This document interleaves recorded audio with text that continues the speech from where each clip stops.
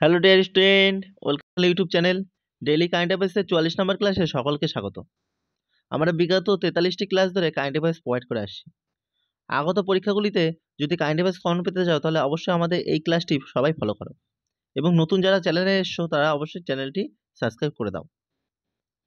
আমাদের এই ক্লাসটিতে গুরুত্বপূর্ণ কারেন্ট অ্যাফেয়ার্সের সাথে স্ট্র্যাটেজিগুলি কভার করা হয়।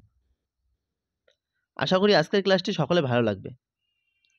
আরেকটা কথা বলে রাখি, আজকের সন্ধ্যে 6টার সময় টপিক ওয়াইজ জিকে ক্লাসে করানো হবে যে বর্তমানে ভারতের আদিবাসী ও লোকনৃত্য সম্পর্কে, অর্থাৎ ট্রাইবাল ড্যান্স সম্পর্কিত ক্লাসটি সন্ধ্যে 6টার সময় করা হবে। ওই ক্লাসটি সবাই দেখে নিও। আর কথা না বলে চলো শুরু করা যাক আজকের ক্লাসটি।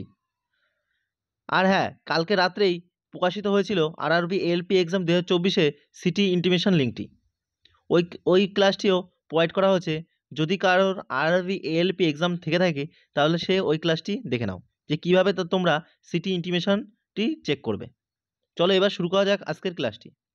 আজকের ক্লাসে প্রথম প্রশ্নটি হলো, কোন প্রতিরক্ষা বাহিনী চতুর্থ সি ভিজিল মহড়া আয়োজন করবে? অপশন এ ভারতীয় বিমান বাহিনী, অপশন সি ভারতীয় সেনাবাহিনী, অপশন সি ভারতীয় নৌবাহিনী, অপশন ডি উপরে কোনোটি নয়।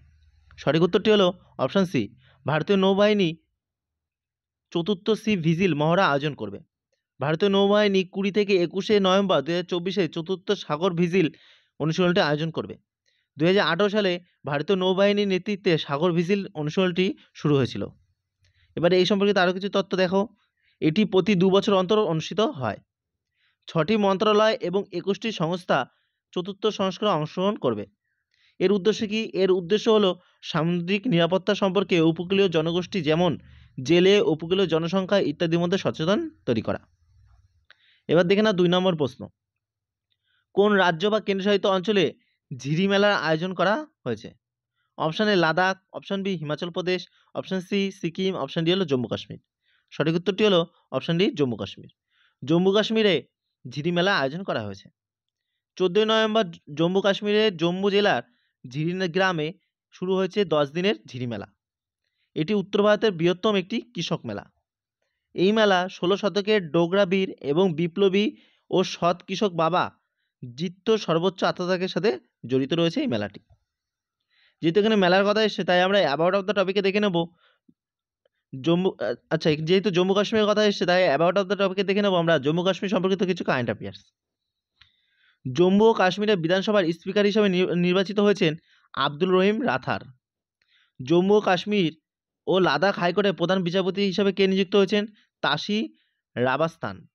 জম্মু ও কাশ্মীরের বাসহলি পশমিনাকে জিআই ট্যাগ দেওয়া হয়েছে। বিশ্বের সর্বোচ্চ রেল সেতু কোথায় রয়েছে? জম্মু কাশ্মীরের চেনাব সেতু। উত্তর ভারতের প্রথম সরকারি হোমিওপ্যাথিক কলেজ কোথায় প্রতিষ্ঠিত হয়েছে? কাঠুয়াতে। জম্মু ও কাশ্মীরে পালিত হয়েছে তাওয়াই মহোৎসব। তাহলে আমরা জম্মু কাশ্মীর সম্পর্কিত 2024 সালে কারেন্ট অ্যাফেয়ার্সগুলি দেখে নিলাম। এবার আমরা দেখে নেব 3 নম্বর প্রশ্ন, কোন শহরে প্রথম এয়ার ট্যাক্সি স্টেশন নির্মাণ কাজ শুরু হয়েছে? Option A London, option B Paris, option C Dubai, option D হলো রিয়াদ। সঠিক উত্তরটি হলো অপশন সি দুবাই। দুবাই শহরে প্রথম এয়ার ট্যাক্সি স্টেশন নির্মাণ কাজ শুরু হয়েছে। প্রথম এরিয়াল ট্যাক্সি ভার্টিপোর্ট তৈরি হচ্ছে দুবাই আন্তর্জাতিক বিমানবন্দরের কাছে। এই স্টেশনটি বার্ষিক 1,70,000 যাত্রী পরিচালনা করবে।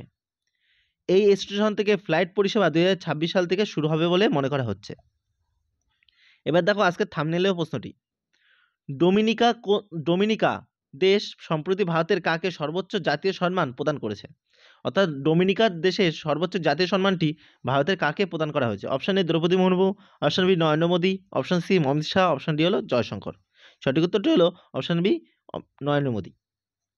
ডোমিনিকা অ্যাওয়ার্ড অব অনারে সম্মানিত হবেন ভারতের প্রধানমন্ত্রী নরেন্দ্র মোদী। কোভিড-19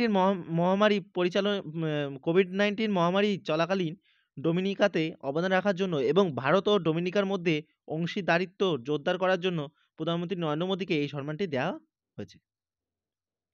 যেহেতু এখানে সম্মানের কথা বলছে অর্থাৎ অ্যাওয়ার্ডের কথা বলছে তাই আমরা অ্যাওয়ার্ড অফ দ্য টপিকে দেখে নেব 2023-24 সালে প্রধানমন্ত্রী কর্তৃক প্রাপ্ত পুরস্কার, অর্থাৎ নরেন্দ্র মোদী কী কী পুরস্কার পেয়েছে 2023-24 সালে। প্রথমে দেখব পালাউ প্রজাতন্ত্র 2023 দ্বারা অ্যাবেকেল পুরস্কারটি জিতেছেন কে? Narendra Modi.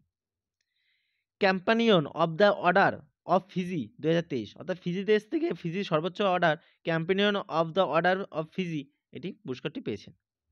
Champion of the order of Papua New Guinea 2023 এই পুরস্কারটিও পেয়েছে Narendra Modi. Order of the Nile 2023 কে দিয়েছে? মিশর দেশ নরেন্দ্র মোদীকে দিয়েছে। Grand crown of the legion of honour 2023 France দেশ থেকে পেয়েছে। অর্ডার অফ ডুক গাপ গাপ অর্ডার অফ ডুক গাল্পো, ঠিক আছে, 2024 এটা জিতেছে, এটা পেয়েছে কোথা থেকে? Bhutan. Order of Saint Andrew the Apostle 2024 এটা দিয়েছে কে? রাশিয়া থেকে এই অ্যাওয়ার্ডটি সে পেয়েছে। তাহলে আমরা 2023-24 সালে প্রধানমন্ত্রী কর্তৃক প্রাপ্ত পুরস্কারগুলি দেখে নিলাম। এবার চলো আজকে 5 নম্বর প্রশ্নটি দেখে নিই। প্রথম বোডোল্যান্ড মহোৎসব কোথায় আয়োজিত হবে? Option A Gangtok, option B Imphal, option C Dispur, option D হলো নয়াদিল্লি। সঠিক উত্তরটি হলো অপশন ডি, নয়াদিল্লি। প্রথম বোডোল্যান্ড মহোৎসবটি আয়োজিত হবে নয়াদিল্লিতে, আর এটি প্রধানমন্ত্রী নরেন্দ্র মোদী ইনোগ্রেট করেছেন। এবার দেখো 15 এবং 16 নভেম্বর দিল্লির ইন্দিরা গান্ধী স্পোর্টস কমপ্লেক্সে প্রথম বোডোল্যান্ড ফেস্টিভ্যালটি অনুষ্ঠিত হচ্ছে। এর উদ্বোধন কে করেছেন? প্রধানমন্ত্রী নরেন্দ্র মোদী।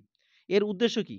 এই বোডোল্যান্ড মহোৎসবের উদ্দেশ্য হলো আসাম, পশ্চিমবঙ্গ, নেপাল এবং উত্তর পূর্বে অন্যান্য আন্তর্জাতিক সীমানা এলাকায় বসবাসকারী বোডো জনগোষ্ঠীকে একত্রীভূত করা হলো এর উদ্দেশ্য।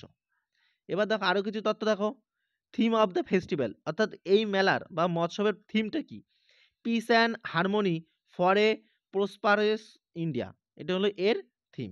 বোডোল্যান্ড আসাম রাজ্যে অবস্থিত একটি স্বায়ত্তশাসিত অঞ্চল। এই অঞ্চলটি ব্রহ্মপুত্র নদীর উত্তর তীরে অবস্থিত এবং ভুটান ও অরুণাচল প্রদেশের পাদদেশে বিস্তৃত। তাহলে আমরা 5 নম্বর প্রশ্নটি দেখে নিলাম। এবার দেখো অ্যাবাউট দ্য টপিকে কিছু গুরুত্বপূর্ণ মেলা।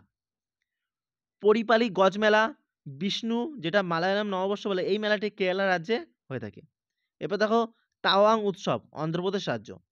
ফুলদেই উৎসব উত্তরাখণ্ডে হয়ে থাকে। ধনুযাত্রা উৎসব, নোয়াখাই উৎসব, উড়িষ্যা রাজ্য। উত্তরায়ণ উৎসব, গুজরাট রাজ্য। ক্ষীর ভবানী মেলা, জম্মু ও কাশ্মীর। পোঙ্গাল পুথান্ডু মেলা, তামিলনাড়ু। গঙ্গাসাগর মেলা কোথায়? পশ্চিমবঙ্গে। আমরা আরও কিছু মেলা দেখে নিই। প্রথমে দেখো কুম্ভ মেলা, 12 বছর যেটা অন্তর অন্তর হয়, সেটি 4টি জায়গায় হয়ে থাকে: নাসিক, হরিদ্বার, এলাহাবাদ এবং উজ্জয়িনী। পুষ্কর মেলা, যাকে আমরা উট মেলাও বলে থাকি। বানেশ্বর ধাম মেলা, কোলায়ত মেলা, যেটা কপিলমুনি মেলা, এই 3টি মেলা হয়ে থাকে রাজস্থানে। সোনপুর গরুর মেলা, এটি হয় বিহার। হেমিজ গোম্পা মেলা লাদাখে হয়ে থাকে।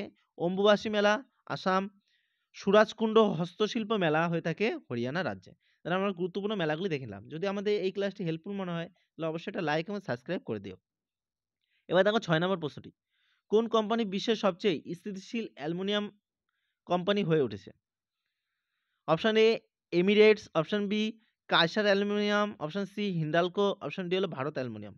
সঠিক উত্তরটি হলো option C Hindalco. Hindalco company বিশ্বের সবচেয়ে স্থিতিশীল অ্যালুমিনিয়াম কোম্পানি হয়ে উঠেছে। হিন্দুস্তান অ্যালুমিনিয়াম কর্পোরেশন লিমিটেড অর্থাৎ হিন্ডালকো 2024 সালে S&P global corporate sustainability assessment র্যাঙ্কিংয়ে বিশ্বের সবচেয়ে টেকসই অর্থাৎ স্থিতিশীল অ্যালুমিনিয়াম কোম্পানি স্থানটি পেয়েছে।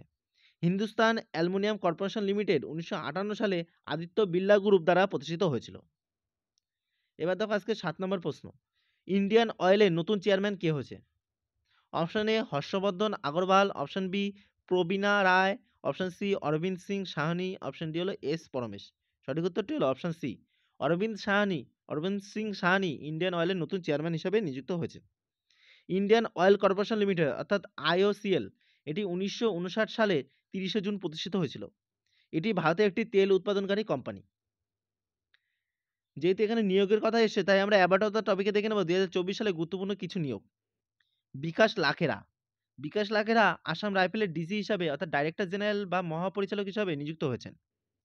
সন্তোষ কুমার গাংওয়ার ঝাড়খণ্ডের রাজ্যপাল হিসাবে নিযুক্ত হয়েছেন। প্রীতি সুদান তিনি UPSC চেয়ারম্যান হিসাবে নিযুক্ত হয়েছেন প্রীতি সুদান। ওম বিড়লা ভারতের লোকসভা 18তম স্পিকার হলেন ওম বিড়লা।